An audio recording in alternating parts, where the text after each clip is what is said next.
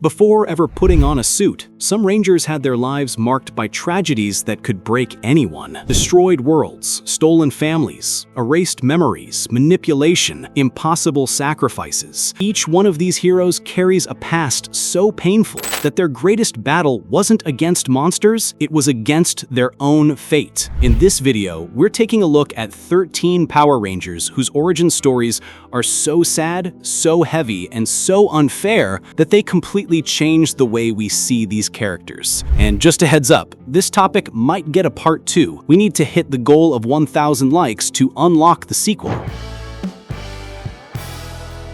Anubis Kruger's defining tragedy began long before he ever wore a uniform. It began the day his entire world was destroyed right in front of him. In episode 11 of Power Rangers SPD, flashbacks reveal the moment the planet Sirius is attacked by the Trubian Empire, leaving Kruger as one of the few survivors. He carries the guilt of failing to save his people, and even worse, the pain of losing his wife, Isenia, who was kidnapped during the invasion. That loss didn't turn him into a strict leader. It turned him into someone trying to survive his own grief. Years later, when he arrives on Earth, Kruger isn't seeking authority. He's trying to prevent other lives from being taken the way his planet was. Taking command of SPD becomes his quiet way of fighting his past. Every tough order, every harsh training session, every firm correction, all of it is a reflection of his constant fear of seeing another team destroyed like his warriors on Sirius. But the past always returns. And for Kruger, it comes back in the form of General Banog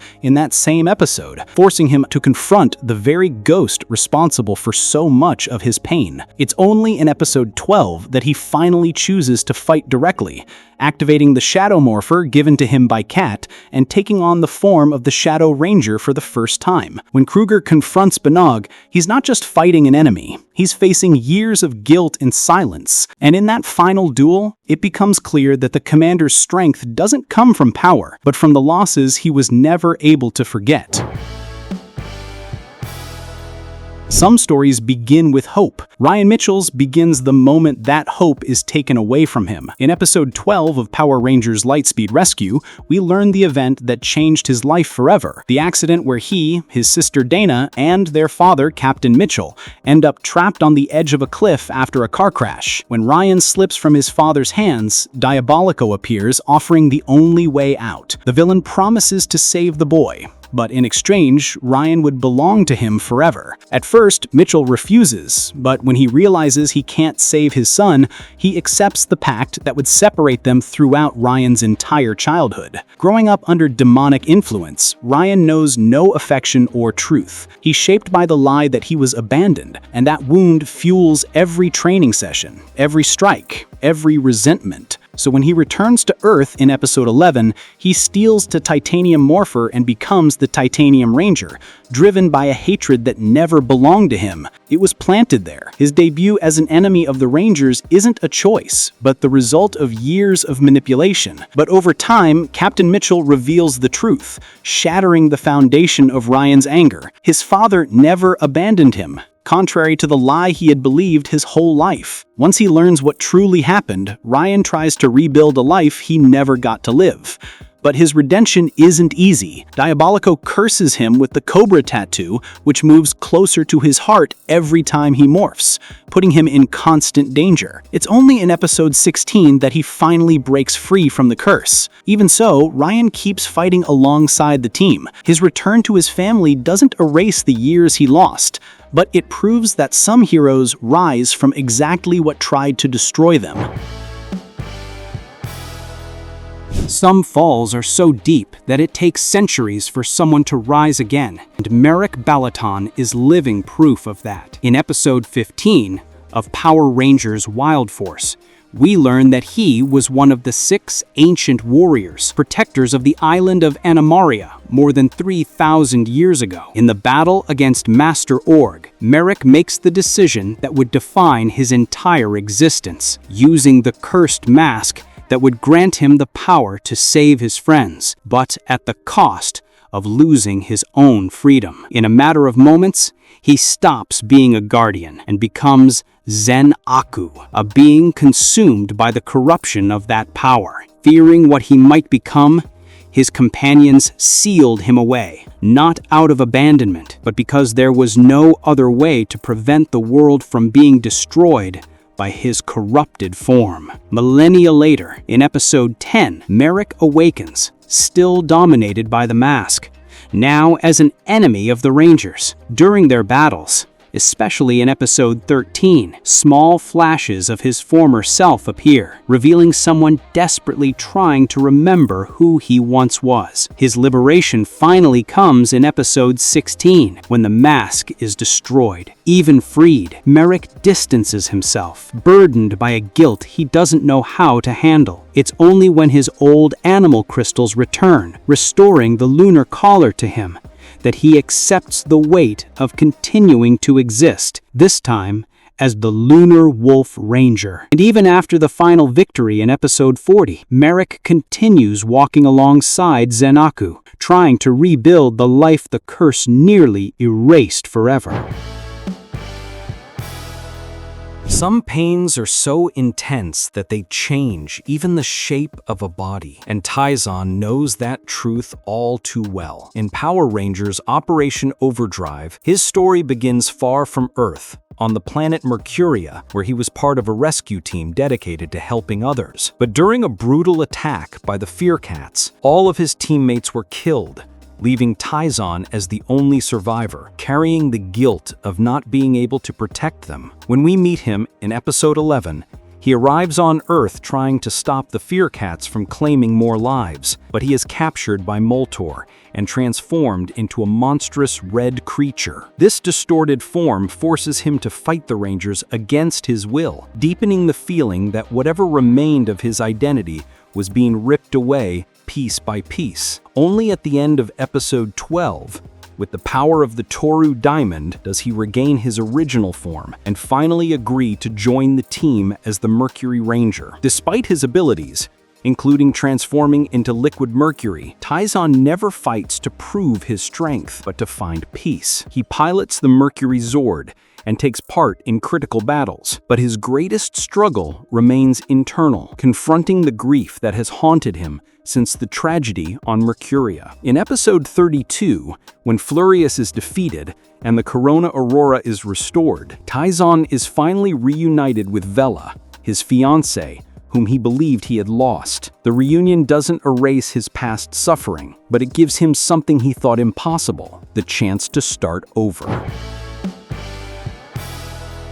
Some stories begin with a wound so deep that, even when the entire universe changes, it never fully heals, and that's how the journey of Andros, the Red Ranger of Power Rangers in space, begins. Born on the KO-35 colony, he grows up with a rare ability, telekinesis. It should have been a source of pride, but it becomes nothing more than a background detail compared to the trauma that shapes his life. The kidnapping of his sister Corone when they were still children. Episode 6 gives us a brief glimpse of their happiness, Andros levitating a toy with his telekinesis just to make her smile. It's a memory he carries both as a promise and a burden. Corone, torn from her family by evil forces, slowly loses her identity. Raised far from home, trained by a general of darkness, and stripped of her memories, she becomes Astronema, the princess of evil. Her entire childhood is overwritten with brainwashing, harsh discipline, and the belief that her mission is to destroy the universe, including her own brother. The final showdown in the last episode of the season exposes the height of her suffering. While trying to strike Andros, her own blast ricochets and hits her. Andros holds her in his arms, believing he has lost her for the second time. Only through his tears does Astronema fade away, allowing Corone to awaken once more. But alongside Andros and Corone, there is another crucial piece of this cycle of pain: Zane, Andros's best friend. Before the events of the series, the two were inseparable, training together and dreaming of protecting their people. That dream shatters when Zane sacrifices himself to save Andros in battle, suffering life-threatening injuries. To keep him alive, he places him in cryosleep aboard the Astro Megaship, where he remains frozen for 2 years. He finally awakens in episode 20, hale, weak, but ready to fight. Even then, in episode 22, he discovers that his morphing powers have a strict time limit due to his past injuries, a constant reminder of the price he paid for friendship. The bond between these three isn't just about family or teamwork, it's built on shared tragedy, a stolen sister, a nearly dead friend, a hero shaped by guilt. Each episode shows how their lives intertwine through pain and rebuilding. Andros, torn between saving the universe and protecting the people he loves, moves forward with the weight of someone who has already lost too much. Karone seeks redemption at the Ranger's side, eventually becoming the Pink Ranger in Lost Galaxy. Zane fights to regain his strength while living with his limitations. In the end, they're not just Space Rangers, they're survivors of a harsh fate, trying to turn tragedy into strength. Udonna's pain begins long before any spell is cast. It begins with the irreparable loss that marked her life forever. In Episode 1 of Power Rangers Mystic Force, we learn that during the great battle against the Morlocks, she saw her entire family torn away from her. Her sister fell in combat, her husband Leanbow disappeared, and her newborn son Bowen was taken in the chaos. The war ended, but for Udonna, nothing truly ended. Trying to survive the emptiness, she isolated herself in the Root Core Sanctuary, hidden deep within the Briarwood Forest, where she remained for years. There she waited in silence for the inevitable return of evil, while struggling to keep alive the tiny spark of hope inside her. But when the seal breaks and the Morlocks escape, still in Episode 1, Udonna is forced to face once again the same darkness that stole everything from her. Even with so many scars, she finds the courage to choose 5 ordinary teenagers and send them down a path filled with magic and danger. And when the threat grows, she dons armor herself, becoming the White Mystic Ranger in that very first episode. But in Episode 2, Korag steals her snow staff, taking away what little power she had regained. Udonna refuses to give up. She continues guiding the team while hiding her pain, right up until the moment she reveals a heartbreaking truth. The Red Mystic Ranger is actually her son, Bowen, lost since the war. Every step she takes is driven by a mixture of longing and determination, proving that her heroism isn't born from magic, but from the losses she learned to turn into strength. A part of Dillon was already lost before he even knew who he was. In the devastated future of Power Rangers RPM, where the Venjix virus nearly wiped out all of humanity, Dillon emerges as a survivor, scarred by pain. Found near the borders of Corinth, he's recruited to become Ranger Operator Series Black, but his body carries cybernetic implants created by the very enemy he's sworn to fight. His existence is split between flesh and machine, the result of experiments performed on him when he was still just test subject D44. With no memory of his life before, Dillon lives under the constant threat of being reprogrammed. His implants are both his greatest strength and his greatest danger, since Venjix could attempt to regain control at any moment. In every battle, Dillon faces not just mechanical armies, but the fear of losing his identity to the virus that altered him. Even so, he shows profound humanity. His loyalty to the Rangers and his ability to empathize prove that the circuits in his body never erased his heart. When fragments of his past return, he uncovers a devastating truth. His sister was also captured and transformed by Venjix, becoming Tenaya 7. It's a revelation that deepens the trauma he had always felt without understanding why. With no memories to guide him, Dillon fights simply because he chooses to do what's right. His journey is proof that even someone created by darkness can find hope and decide to be a hero in spite of the loss that shaped him.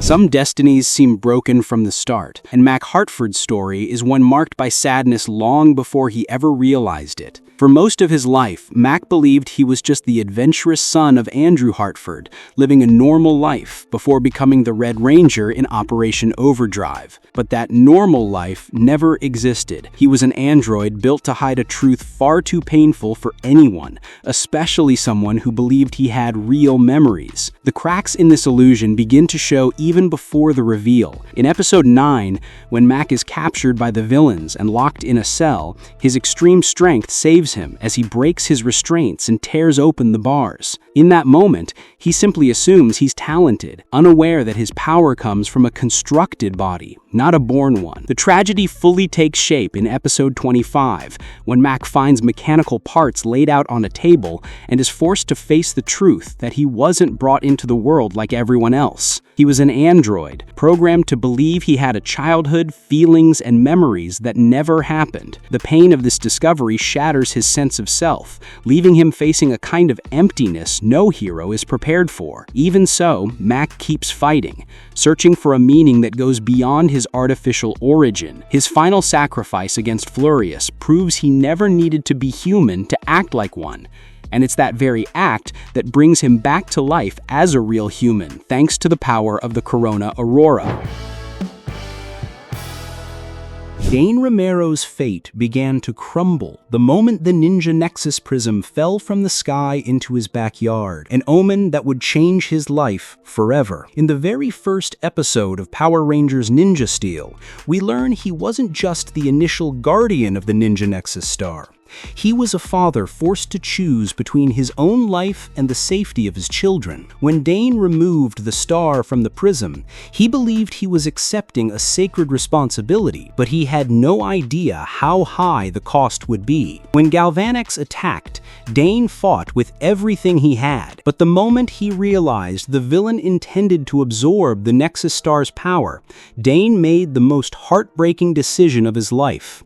He shattered the artifact into 6 pieces. That sacrifice caused him to vanish right before the eyes of Brody and Aiden, leaving 2 young boys orphaned and forever scarred. This silent tragedy became the foundation of who the brothers would grow up to be. Later on, both Brody and Aiden would become Power Rangers. Brody as the Red Ninja Steel Ranger, and Aiden as the Gold Ninja Steel Ranger. It's only in episode 20, when the prism releases Dane, that we understand the full weight he carried. Preserved and healed within the Nexus Prism's energy, Dane returns not as a victorious warrior, but as someone who now has to relive the pain of lost years. He didn't see his sons grow up, and he missed decades of their lives. Even so, he picks up the Red Ranger mantle once more to protect his children and stop Galvanax from destroying even more lives. Every action Dane takes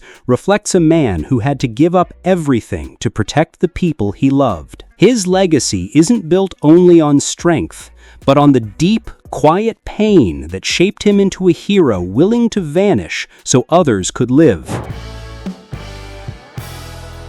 Some stories carry a weight so ancient it feels impossible to bear, and that's exactly the burden carried by Zayto, the Red Ranger of Power Rangers Dino Fury. He was born on Rafkan, a planet that no longer exists as it once did, ravaged by war and the threat of the Sporix. As a young warrior, Zayto was chosen by the Morphin Masters to lead the very first Dino Fury Rangers 65 million years ago in a war that would cost his people everything. Rafkan's fate was sealed, and all that remained for Zayto was survival and the duty to continue fighting. His strongest connection to the past is his telepathy, a rare ability among Rafkonians. Through it, Zayto doesn't just read minds. He relives memories, feels traumas, and carries emotions that were never his to begin with. Every vision, every glimpse into another mind is another fragment of a universe he lost. His reunion with Ion, another survivor from the original Dino Fury team, reveals even more of the scars they share. Both carry the memory of their destroyed homeworld, the friends they lost, and a war that never truly ended. Even so, Zayto continues to lead, not because he wants to, but because it's the only thing he has left. That's it. Thank you for watching.